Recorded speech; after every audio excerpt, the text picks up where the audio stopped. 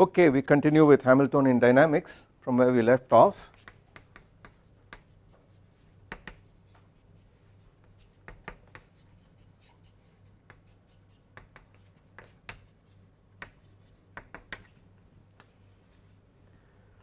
Recall the conditions we had for the integrability of a Hamiltonian system. Once again, given a Hamiltonian Q comma P with f degrees of freedom, I think I used n degrees of freedom, we have Hamilton's equations. Qi dot is delta H over delta Pi and Pi dot is minus delta H over delta Qi for I running from 1 to n. And I pointed out that this system is integrable in the sense that you can explicitly write down time dependent solutions for all the Q's and all the P's given any set of initial conditions, provided there exist n constants of the motion f1 to fn in involution with each other, such that the Poisson bracket of any fi with any other fj vanished identically if there exist these constants of the motion, then the system is integrable and the problem is completely solved. And it was done by going to what are called action angle variables, where the Hamiltonian H of Q comma P was transformed by a canonical transformation, a transformation with Jacobian equal to +1 and the Poisson bracket structure preserved, to a new Hamiltonian in variables called action angle variables, and this became a function of just the action variables. And then one discovered that the problem was completely integrable, completely solvable. Now what does this imply in geometrical terms? This is what we were trying to understand, and I pointed out that the Poisson bracket condition, this quantity vanishing here, can be rewritten in terms of this matrix J we introduced, which was a 2n by 2n matrix with zeros here, the unit n by n matrix here minus the unit n by n matrix here, and this condition simply became this quantity equal to the gradient of fi transpose j the gradient of fj. In other words, these vector fields formed by the gradients of these constants of the motion of these functions of q's and p's, they are pseudo orthogonal to each other in the sense that the dot product of this row vector with that column vector is 0. This means that if the system is integrable in the Liouville-Arnold sense, there exist n vector fields formed by the gradients grad f1, grad f2 through grad fn, which are independent of each other on the space of these i's and thetas completely. That has a profound implication, and it implies that you have in this 2n dimensional phase space a 2n minus 1 dimensional energy hypersurface. The motion is restricted to that for any set of initial conditions. Over and above that, the motion is actually restricted to a subspace of this 2n minus 1 dimensional energy space, such that these n quantities are constants completely. Moreover, on this n dimensional subspace, the n vector fields formed by these gradients are independent of each other. Now it turns out that there is a deep theorem mathematics which says that if you have a space which is compact and everywhere in this space you have n independent vector fields, by compact I mean it does not go off to infinity, it is unbounded, there is a technical definition which we will write down a little later, then the only such space possible is isomorphic to something called an n dimensional torus, and let me explain that in slow terms. A one dimensional space which is compact and which has at every point a unique tangent vector would be something like a circle, and the mathematicians would denote this by S1. This space is one dimensional, and at every point on this space there is a unique tangent vector, a straight line which runs from minus infinity to infinity tangent to this point, and as you can see, if you took this tangent and moved it along this entire circle, when you come back here you come right back to the same point, to the same tangent as before. Such a space is said to be parallelizable or developable in the sense that you can unroll it, you can roll it on a sheet of paper and make a one-to-one mapping between a straight line segment and this circle without any kinks, without any difficulty at all. You can do exactly the same thing with a two-dimensional donut, a torus, in which you can take two vector fields, one of which is for example directed along these lines and the other one is directed along these lines, this direction, form a basis from these two vector fields and move it all over this space and come right back to the starting point, to the original configuration itself. You can't do that on a sphere. This is by the way called the direct product of two circles. It is just the Cartesian product of two circles and it is called the two torus.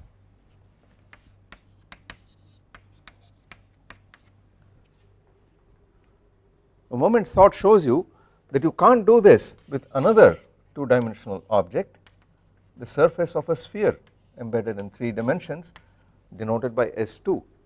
It is not possible to find a unique tangent map which is not singular at any point on this sphere, because if I start with some point here and draw the tangent plane to that point, as I move it around it is clear that there is going to be at least one point where this direction of this tangent plane is undetermined, there is a singularity.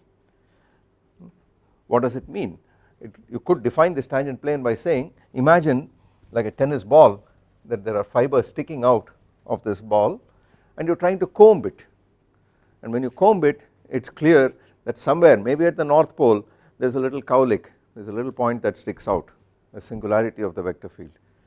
So the technical way of saying it is that there is no non-singular global tangent map to S2 like there is to S1 or T2, and the statement being made here is that the most general space which is compact and which is parallelizable in the sense that you can form a basis set of n vector fields.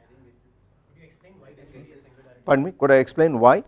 This, imagine combing a ball, imagine combing a tennis ball, what happens? You comb it down everywhere, flat, tangent. What happens? Can you do this without a cowlick, without a parting? There is at least one point where there is going to be a singularity and the hair sticks out, the direction in which it is placed is indeterminate, there is a singularity of this field, there will be a bald spot invariably. That is not true for a torus, you can comb it down completely. So this is a basic difference in a property of a torus as opposed to a sphere, and the statement being made here is that if you can find n independent vector fields on an n dimensional manifold which is globally applicable, smooth everywhere, then that space has to be an n dimensional torus. It is a generalization of the two dimensional torus. I can't draw an n dimensional torus here because I can't draw anything more than 3 dimensional.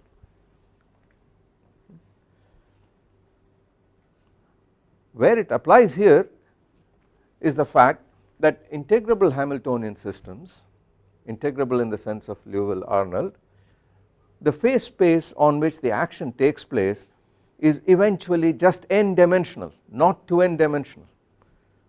it is reduced from 2n to 2n minus 1 by the constancy of the Hamiltonian itself. Now it is further reduced from 2n minus 1 to just n by the fact that it is integrable. Now this is an abstract statement, we will look at specific examples and see how this works out. So we take simple examples, and I will take the simplest of them all, namely the harmonic oscillator, and we see how this thing comes out, how the 2 torus structure comes out for a couple of uncoupled, for a pair of uncoupled harmonic oscillators. So we will do that step by step, and before I do that, let us give a few examples of what Hamiltonian systems look like. So this was a bit of a digression, but we come back.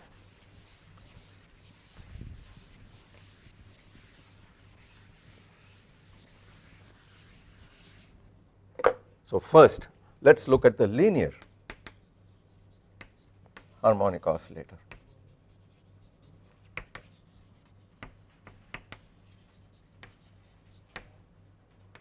This is of course our simplest problem of all. It has got 1 degree of freedom. The Hamiltonian as a function of a single q and a p is 1/2, it is p squared over 2m, the kinetic energy plus the potential energy V of q, which in this case is p squared over 2m plus 1/2 m omega squared q squared, where omega is the natural frequency of the oscillator and m is its mass. Of course we are going to get equations of motion which are just the simple harmonic oscillator equations of motion, but let us go through the steps simply to see how this works out. And we know that q dot is delta h over delta p, which turns out to be just p over m in this problem, and p dot is minus delta h over delta q, that is equal to minus m omega squared q. We have just written Newton's equations down, because the conventional Newton's equation would say q double dot, the acceleration, is equal to 1 over m times the force, which would be the rate of change of the momentum. So together it is clear that this implies the usual q double dot plus omega squared q equal to 0, which is the oscillator equation of motion. But like I said, we prefer to write everything down in phase space because that is where the dynamics is taking place, and we have this set of coupled equations. Now let us go through the formal analysis of this. This is a linear set of equations on the right hand side, so there is no need to linearize the problem, it is already linear. Where is the critical point of the system? At the origin, the right hand sides must vanish, so the only critical point is at 0, 0 in the QP plane. What about the matrix L which acts on the right hand side? It is 0, 1 over m minus m omega squared and 0, and what are the eigenvalues of this matrix?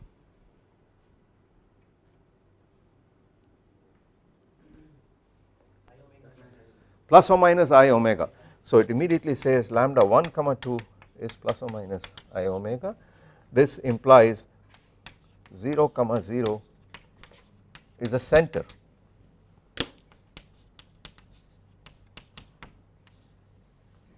Is that stable, unstable, or asymptotically stable? It is stable, it is not asymptotically stable, it is just a stable center. And what do the phase trajectories look like? In general they are ellipses depending on the units you choose, because there is just a single constant of the motion in this problem. Since n is 1, the set f1 through fn becomes just f1, and you need to find just one constant of the motion to integrate the system. That constant of the motion is already given to you, it is the Hamiltonian. Remember that for any Hamiltonian system which is autonomous, the Hamiltonian is always a constant of the motion. So we have a phase portrait in this case which is just a set of ellipses h of qp equal to a constant, and in this case the constant is simply the total energy of the system. In which direction is the phase trajectory traversed? Would this be in the counterclockwise or clockwise direction? Why do you say that? Exactly, if you pull this oscillator and let go from the rightmost point, it moves back towards the left, so P becomes negative at that point, and therefore if you start here, the next instant it is here, and that fixes the direction in which this thing is traversed, therefore clockwise. The critical point at the center, at the origin, is a stable center.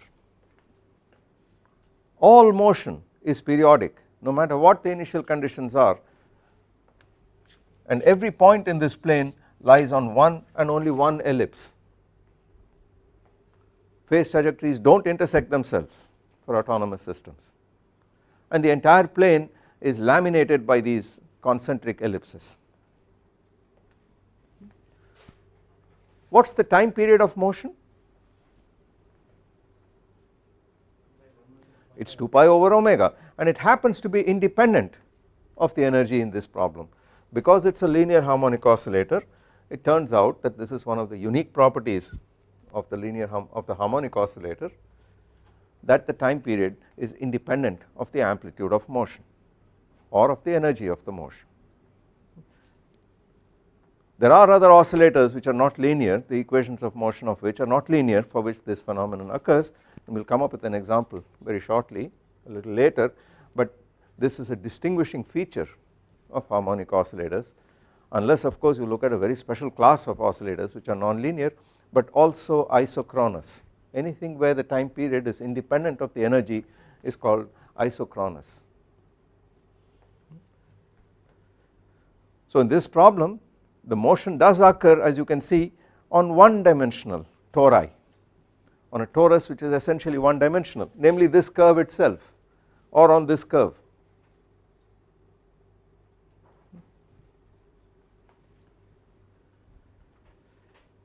And this magic happened simply because this problem had a potential which was quadratic, and therefore it led to an equation of motion which was linear on the right hand side. So the problem is exceedingly simple, as you can see.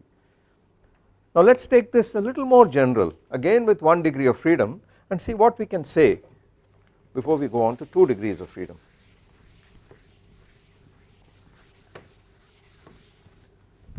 Suppose I have a general potential of this kind, what would this equation of motion become on this side? Yes? Just the derivative, minus dvq over dq, and of course that is the force minus the gradient of the potential with respect to the coordinate. So we recovered Newton's equations of motion, except that now the critical points of the system would be given by the vanishing of P and the vanishing of V prime of Q, in other words the extrema of the potential. These could be maxima, these could be minima, they could be inflection points at which the slope is 0. And then of course you would have to further examine the stability or otherwise of these critical points, and you could in principle write the entire phase trajectory down, the phase portrait down, simply because there is just one constant of the motion. But notice one interesting fact right away. So let us say where the Cp is located at p equal to 0 and the roots of V prime of q equal to 0, which correspond, as we have said, to just the extrema of the potential. But notice an interesting fact right away, that the phase trajectories are actually already known to you. They are simply given by p squared over 2m plus V of q equal to constant. Since one equation between two variables p and q on a plane specifies a curve, the phase trajectories are completely specified even without solving the equations of motion. Solving the equations of motion for a specific set of initial conditions will of course tell you how p and q change as a function of time explicitly, but to write the phase trajectories down you do not need that. Notice something else, notice also that the phase curves are given by dividing this by this equation, and you get dp over dq is equal to minus v prime of q divided by p, m times that. Therefore, whenever the phase trajectory intersects the horizontal axis, the q axis, it will generally do so at right angles, because this quantity vanishes on the x axis, on the q axis, but this may not. If it does, then you have to examine the problem further and take limits, but otherwise phase trajectories would intersect the q axis at right angles, and that is indeed what happened in the harmonic oscillator example, where you had this kind of behavior, and these were at right angles. That happened because the restoring force is not 0 at those turning points, at the end points of the motion, but the momentum vanished at those points. You could integrate this equation, you get p dp plus m v prime of q dq equal to 0, and if you integrated it, what would you get? You would simply get p squared over 2m plus v of q equal to constant, which we already know. So in principle, a 1 degree of freedom Hamiltonian system is always integrable. You do not need any further conditions. Let us look at a potential which is a little more complicated than a linear one. So let us suppose v of q, and let us choose units conveniently so that I do not have to run into problems with writing these constants down. So let us simply write p squared over 2 plus perhaps q squared over 2, so it is a harmonic oscillator without any extra terms, but then I include a nonlinearity and make it q cubed over 3 in suitable units. What happens to the right hand side here? This becomes p, and what happens here?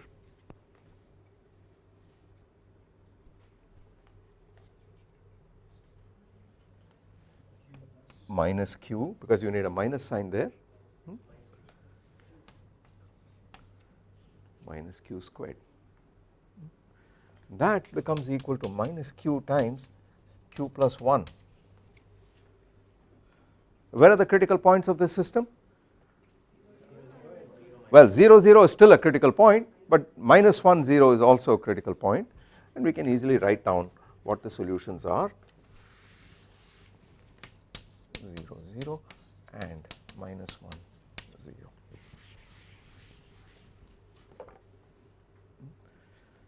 We should draw the phase trajectory or phase portrait, but before we do that, let us draw the potential so we get some physical idea of what it looks like. So here is the q axis, here is v of q. Now what does this potential look like? Just this alone. Sufficiently close to the origin, the q squared dominates over the q cubed, and therefore it looks like a parabola.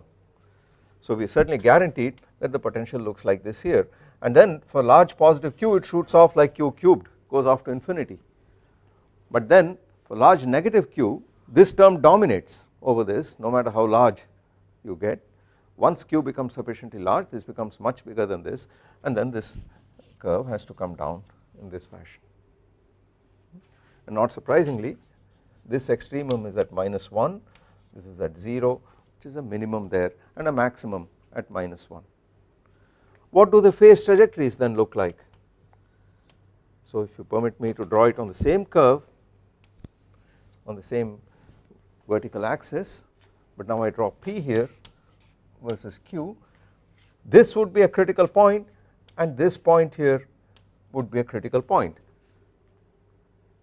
and it is quite apparent that this is a center about which you have stable oscillations, small oscillations, and what kind of critical point would this be? It would certainly be unstable. You would have to linearize the equations of motion about the point q equal to minus 1. So you might want to set, say, u equal to q plus 1, and then shift the origin to q equal to -1 and see what happens in the vicinity of this point. But we have already seen that for Hamiltonian systems there is no dissipation, and the only critical points possible are centers and saddle points, and this is a saddle point, it is unstable, and that is a center and that is stable. What do the phase trajectories look like? What would the phase portrait look like in this problem?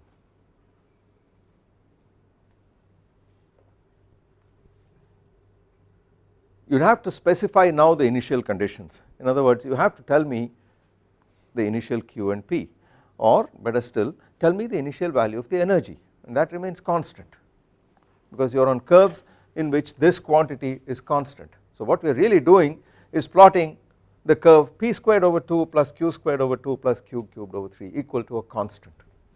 That constant could be positive or negative in this problem because this term could take on large negative values as well. So what would these phase trajectories look like in general? Suppose I started with a value of the total energy that corresponded to some level like this, at this level on this figure. This is the 0 of the energy of V of q. Suppose I had a total energy equal to this much. Where would the motion be? This is my total available energy. It is clear I can't go into this region because if I did so, then this quantity V of q plus p squared should be equal to this number, but V of q is already larger than this number, which implies p squared should be negative. That is not possible with real p. So if this is the total energy, the system does not have enough energy to get into this region, it is restricted to this region, and therefore it can never move to the right of this point. Now imagine you start with a little ball bearing here in this potential hill and let go from rest. What would it do? It would move away to q equal to -infinity with increasing acceleration. In which direction would this acceleration be? To the left or to the right? In which direction would the momentum be? It would be to the left, it would move further and further to the left. So p would get more and more negative and q would get more and more negative, and therefore this is what the trajectory would look like. On the other hand, imagine starting at -infinity in q and shooting a ball up this potential hill with a fixed amount of energy equal to this much. It is clear it can crawl up this hill, this barrier, up to this point where its energy, where its kinetic energy goes to 0, and then it rolls back. What would that trajectory look like, that half trajectory, where it starts there and moves to the right, but with smaller and smaller values of p, of momentum, till it reaches this point with 0 momentum. It would therefore be the other half of this curve.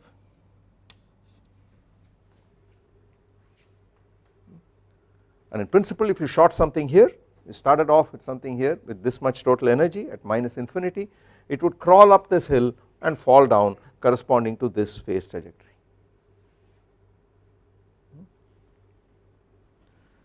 And as we know already, since the restoring force at this point is not 0, the slope is not 0 there, V prime of q is non-zero at that point, therefore it must intersect this line at right angles. What happens if I have a little higher energy? Nothing much happens, it follows another trajectory which does this.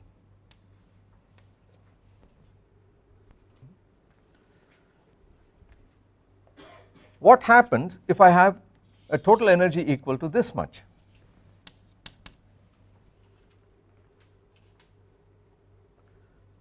It is clear that the particle could move up to this point and this would be a trajectory.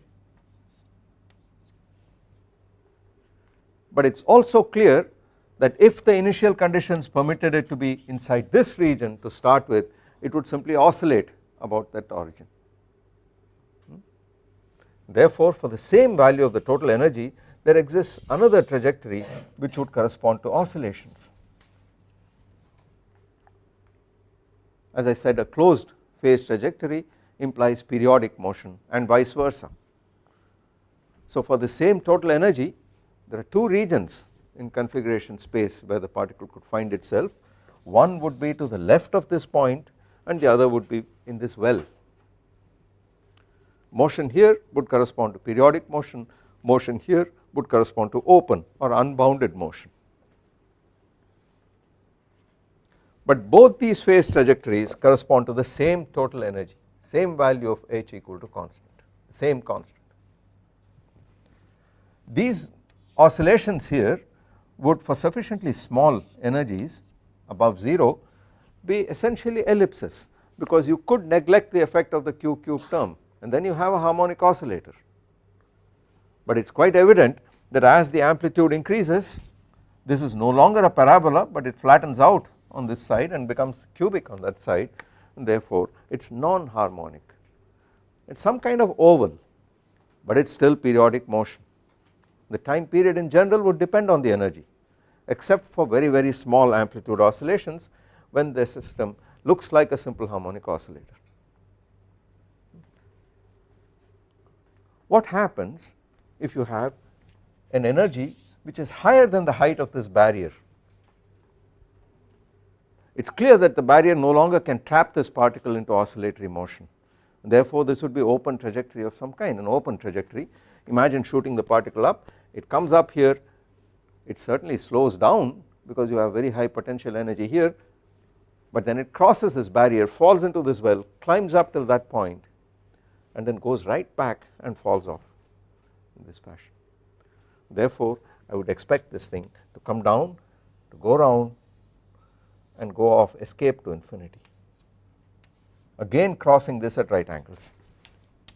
That is what would correspond to an energy which is higher than the height of the barrier. So now you begin to see that there is one very special value of the energy where these two possibilities, namely periodic open motion versus periodic motion, they merge, the boundary between the two, which would correspond to a total value of the energy, a value of the total energy which is exactly equal, let me call that E sub s,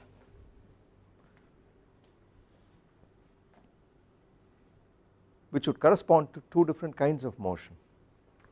One of which would be, remember this point by itself, this point by itself is an unstable critical point, it is a phase trajectory by itself.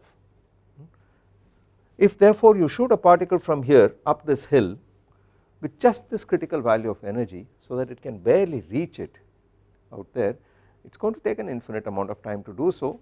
It would eventually, as t tends to plus infinity, go and stop there in this fashion. That would correspond to a trajectory which comes along like this and tends to this point as t tends to plus infinity. Had we started with a particle there and displaced it infinitesimally to the left, it would fall off and go off to minus infinity here, which would correspond to this.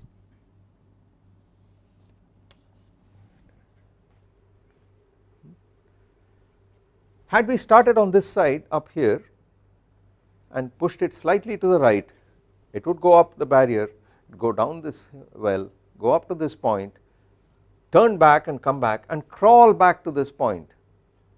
And the reason it would crawl back is because the slope is getting flatter and flatter, the restoring force is getting smaller and smaller, and therefore it is barely able to reach this top. It would therefore do the following, go here, go around and come back, and this point of course would correspond to that.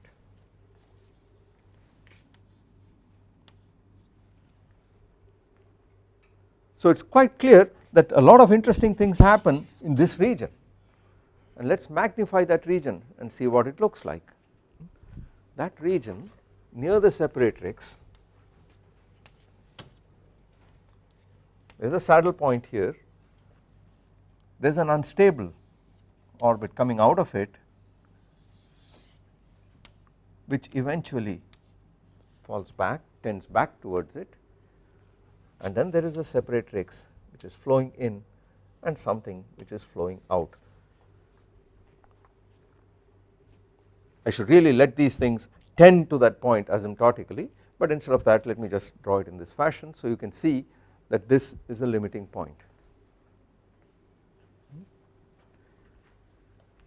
This saddle point, if you linearized about the saddle point, you would discover that the system has two eigenvalues, one of which is positive and the other is negative, and the two eigendirections or eigenvectors of the linearized matrix L would correspond to these directions. This is called the stable manifold of this critical point, and that is called the unstable manifold of this critical point. And as is typical of a saddle point, two lines come in and two lines go out. Near this saddle point the system is hyperbolic and the whole thing looks like hyperbolas, the phase trajectories look like hyperbolas, so you have behavior of this kind. Of course these trajectories would eventually flow off and this would go around and join up there, and similarly inside here these would be parts of periodic orbits and these would be parts of open orbits, but locally it looks like a saddle point should. Notice also that this tangency here is not at right angles. This is the one case where this intersection at right angles does not happen, and the reason is V prime of q also vanishes at this point, and therefore you have to take the limit V prime of q over p as you approach the critical point. Both numerator and denominator vanish at that point, and you have this typical saddle structure. I leave it to you as an exercise to find out in this problem what this angle is, what the angle subtended by the two separatrices are. This trajectory which separates open motion of this kind from open motion of this kind is called a separatrix.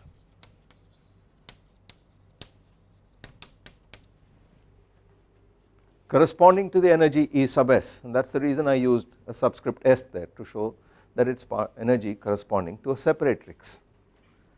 This trajectory is a separatrix.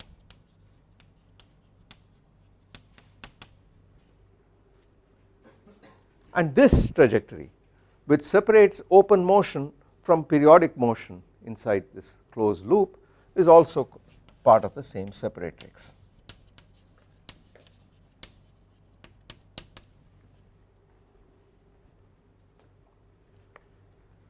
This particular trajectory has an even greater significance. There is a special name given to it because it is starting off from a saddle point, moves off in the unstable part of the unstable manifold, and it loops back and comes back to the same saddle point as part of the stable manifold. Such an orbit is called a homoclinic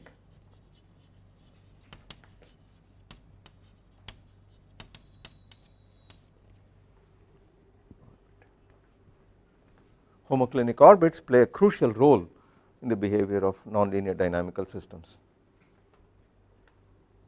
As you can see, small changes in initial conditions around these separatrices around this point can cause very different futures altogether. This is a lesson of some generality. If I started here slightly above the separatrix, I would move down this way and move off there, but if I started here I move off somewhere else. Similarly, if I am here I move off altogether to infinity, but if I am here just inside this loop I keep going around. So it is clear that separatrices play a very crucial role in the behavior of nonlinear systems. This is a nonlinear system, it is very clear because of this. The equation of motion has become nonlinear here, and that is responsible for many of the things that we see here. Having seen what a typical phase portrait would look like for such a one-dimensional problem, a simple problem, let us look at the very model of one-dimensional problems of this kind, the simple pendulum in the absence of dissipation.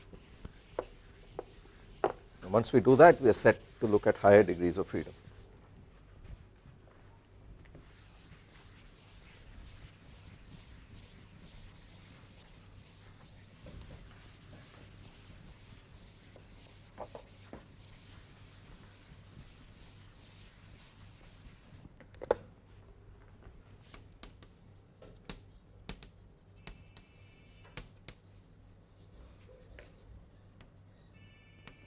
What I mean by a simple pendulum is a mathematical pendulum. It corresponds to a bob of some mass m suspended without friction from by a light rod of some length L. So this is the point of suspension which I take to be the origin, and from that you have a light massless rod of length L and a heavy bob of mass m. And the motion of this pendulum is in a specified plane, say the plane of the blackboard, and the angular displacement about the vertical I call theta, and the pendulum moves back and forth in this fashion. Now the question is, what sort of Hamiltonian does it have? Once again, because we know there is no friction in this problem, the degree of freedom that we have is 1. The dynamical variable which specifies the position of the pendulum at any point, at any time, is in fact the angular coordinate theta about the vertical. So it is a function of theta and a conjugate momentum p theta, which is nothing but the angular momentum of this pendulum, the orbital angular momentum of this bob about the origin, and this is p theta squared twice ml squared. Since ml squared is the moment of inertia of this bob about the origin, so it is the square of the angular momentum divided by twice, I am sorry,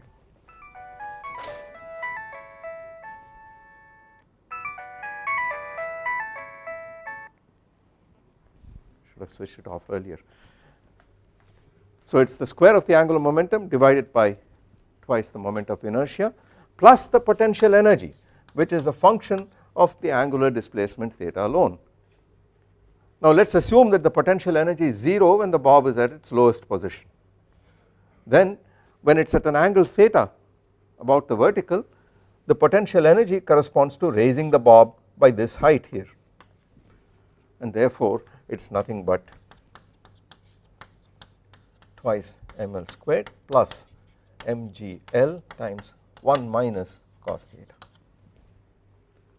So you have to subtract this distance from that distance multiplied by mg, and that gives you the potential energy. Now remember, this is a light massless rod, a rigid rod, and therefore two kinds of motion are possible. Either the pendulum oscillates about its lowest point, or else it rotates completely, and both possibilities are included in this expression for the potential energy. So all we have to do is to plot this potential energy, find out where the maxima and minima of the potential are, and we have our phased portrait. So let us do that. Let us write down what V of theta looks like.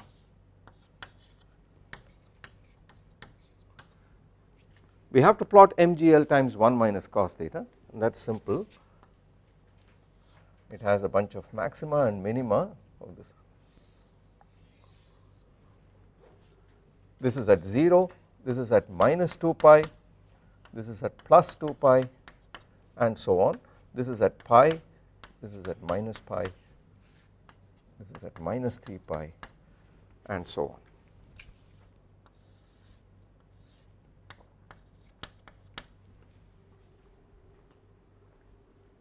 Where are the critical points of this system? Well, let us write the equations of motion down. Then of course, theta dot is delta h over delta p theta, which is equal to p theta over ml squared. This corroborates the fact that the angular momentum is the moment of inertia multiplied by the angular velocity, theta dot.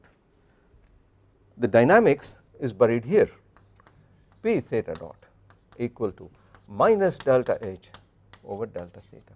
What is that equal to?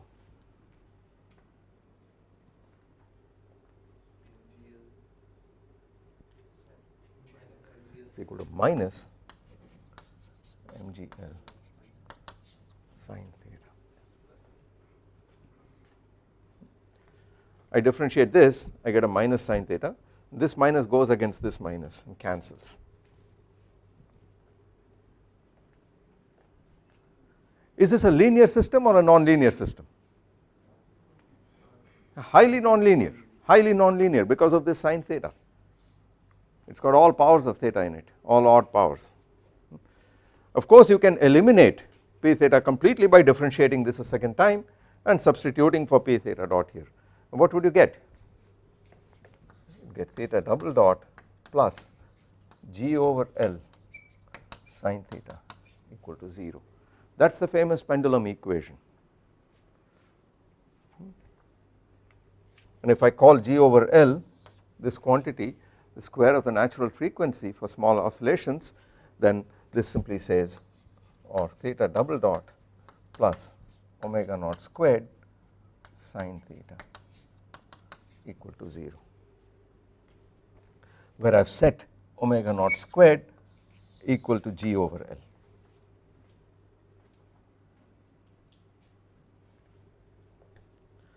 This equation is very famous, there is a long history. It is a nonlinear second order ordinary differential equation. It is called the sine Gordon.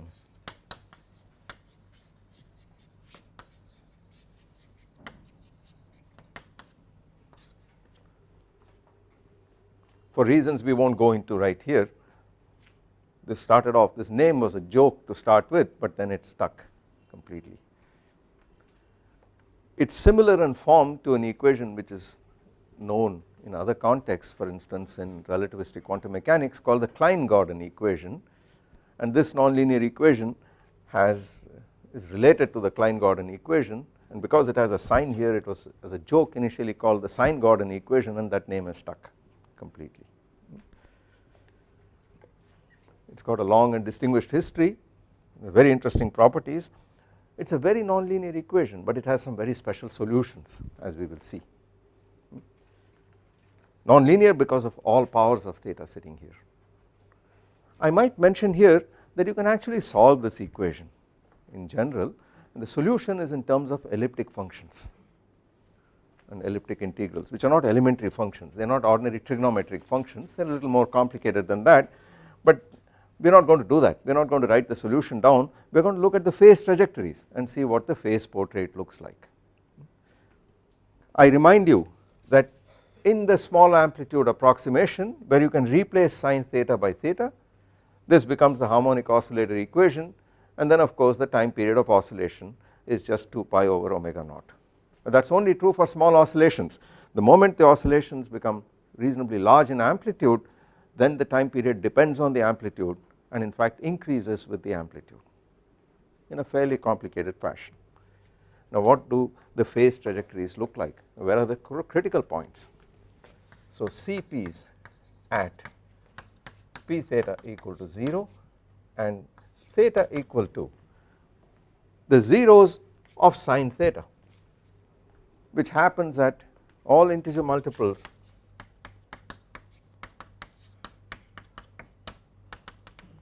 of pi. Now of course to cut a long story short, we pretty much know what these critical points are going to be like. So if I plot p theta here versus theta, I know that this is a minimum of the potential and therefore there is a center here.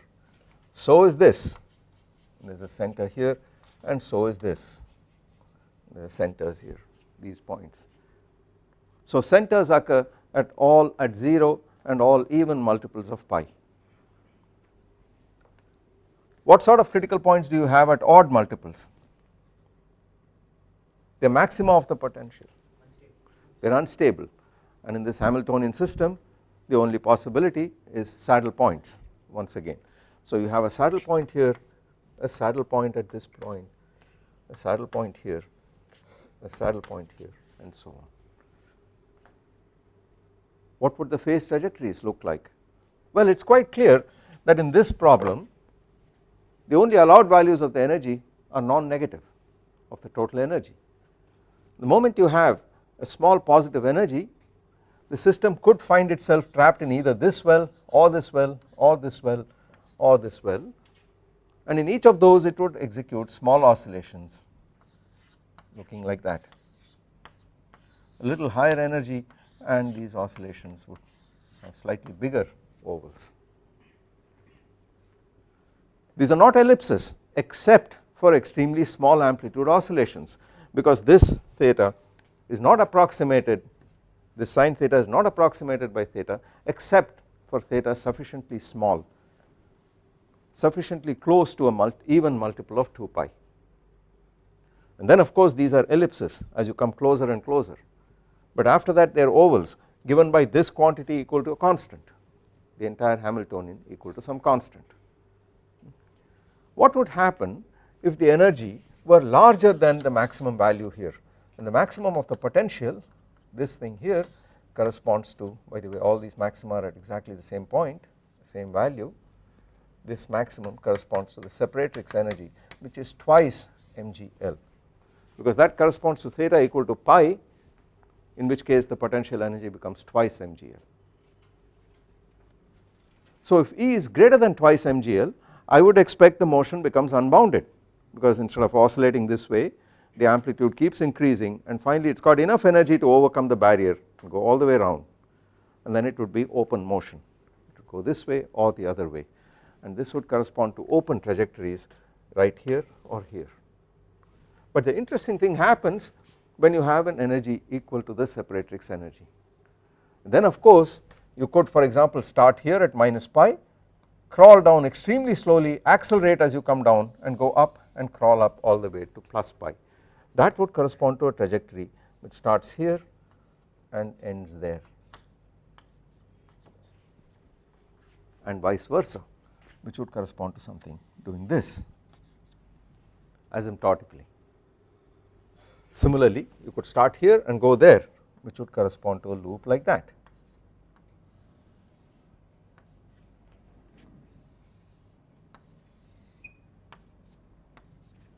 So now you have saddle points in which this is the unstable manifold and this is the stable manifold, the tangents there if you linearize about these points, but now you have a situation where these loops go from one saddle point to the other and back from the next back to this. Such a loop is called a heteroclinic orbit.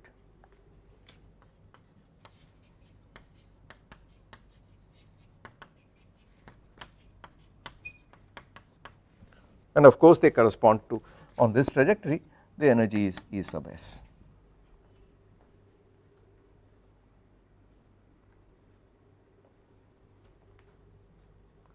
And what about the open trajectories? It is clear that you would have an infinite family of open trajectories which would look like this, and on the other side etc. And as the energy increases these things would get flatter and flatter. So such a trajectory would correspond to counterclockwise rotation in which theta is going on increasing monotonically, and the other one corresponds to clockwise rotation where theta becomes more and more negative monotonically. The separatrix as before separates rotational motion from oscillatory motion. The interesting point, and that is it, this is the phase diagram of the undamped simple pendulum.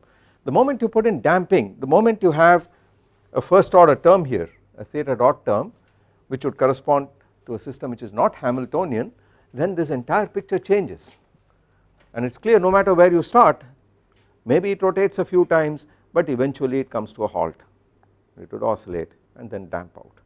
So the trajectories would look very different altogether, and the fate of any point on the phase plane wherever you start would depend on where you started, which of these it gets attracted to, because all these points would become stable spiral points, asymptotically stable spiral points, and which one it goes to depends on where you start.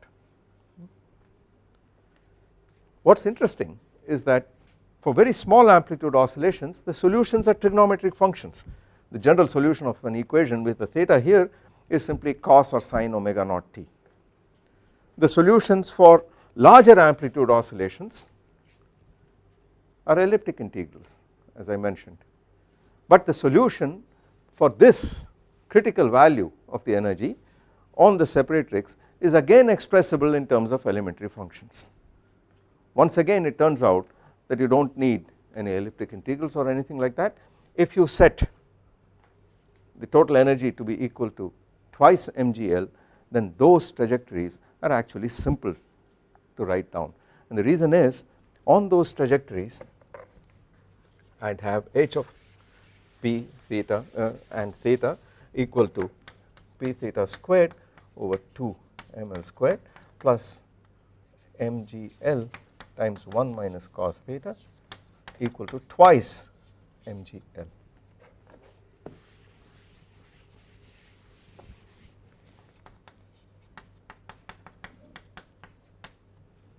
This is true.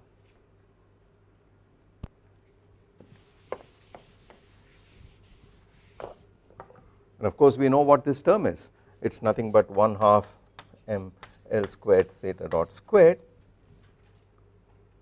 and if I bring that down to this side or take this over to the other side, what happens?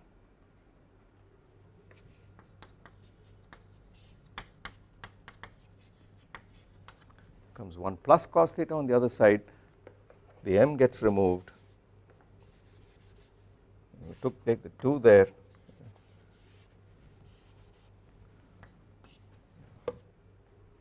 and the right hand side gets simplified. What is this equal to? This is twice cos squared, so this becomes 4g over L cos squared theta over 2. If you took this trajectory for example, in which theta dot is positive, then corresponding to that you have theta dot equal to twice root g over L cos theta over 2. So on that trajectory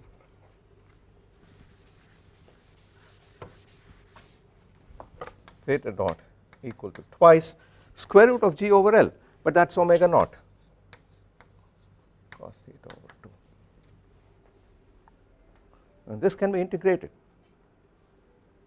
because all you have to do is to rewrite this as d theta times sec theta over 2 and integrate it, and it can be done in terms of elementary functions. So I leave it to you to write down the explicit solution for an initial condition where at t equal to 0 you are at theta equal to 0, and as t tends to plus infinity you are going to approach theta equal to pi, and at t equal to minus infinity you would start off from here at this point. So I leave you to write this solution down and then we look at its special features. And once we are done with this, we can move on to understanding how 2-dimensional and higher degrees of freedom integrable systems would lead to the torus structure I mentioned earlier. So we will do that next time.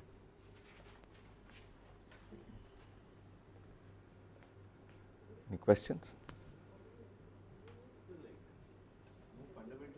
Yeah. Actually, a phase trajectory is a graph of the positions in phase space with time. Right? It is not with respect to time. Time has been eliminated completely. So the reason you draw an arrow on phase trajectories is to tell you in which direction the phase space point, the representative point representing the system, moves as time increases. Yes. But time itself does not appear here. It is clear that time has gone, has been eliminated, and what you have done is simply to say where does the point which is represented in the system, which is represented by a point in phase space, in the space of all its coordinates and its momenta, where is it located and how does it move as a function of time. So like you take the separatrix case. Yes. In that take one of those whatever. One of these lobes. Yeah, one of okay. these lobes. Uh-huh. That itself is an entire phase trajectory. Right? That is a phase trajectory. So actually what is happening here, yes. Only one lobe is a phase trajectory. The next lobe is a different phase trajectory. Absolutely. This is a different phase trajectory from this. This is a different phase trajectory from this. This point is a phase trajectory by itself. So the statement is if you are here, then as t tends to plus infinity you are going to flow towards this point. If you started here and let t go backwards, you would flow towards this point. So that is the implication of what is meant by an unstable manifold and a stable manifold to a saddle point. Because that point alone is a solution to the system's equations of motion in which all the left hand sides vanish and since these are first order differential equations, if all the initial conditions are 0, if all the derivatives are 0 to start with, then the system never takes off and it remains there. So that corresponds to taking this bob and balancing it at pi vertically up. Of course an infinitesimal displacement would cause it to move, so it is an unstable equilibrium, but it is an equilibrium point nevertheless. The crucial thing to note is that these separatrices, they actually qualitatively different kinds of motion are separated. Infinitesimally to the inside of it the motion is periodic, infinitesimally to the outside of it the motion is completely open, it is rotational motion as opposed to oscillatory motion. So they play clearly a very special role. What really happens is that in a system which is perturbed and non-integrable, unlike this system, the separatrices would really determine the fate of the system, dynamical system in some sense. Okay. Yeah. A homoclinic orbit was one where you started at a saddle point, made a loop and came back to the same saddle point. A heteroclinic orbit consists of more than one separatrix where you start at one saddle point, flow into another, you start at that saddle point and flow back to the original one. Could be more than 2 saddle points involved in this loop, but it is still a loop, and these loops get perturbed very easily, and that is how chaos appears in Hamiltonian systems.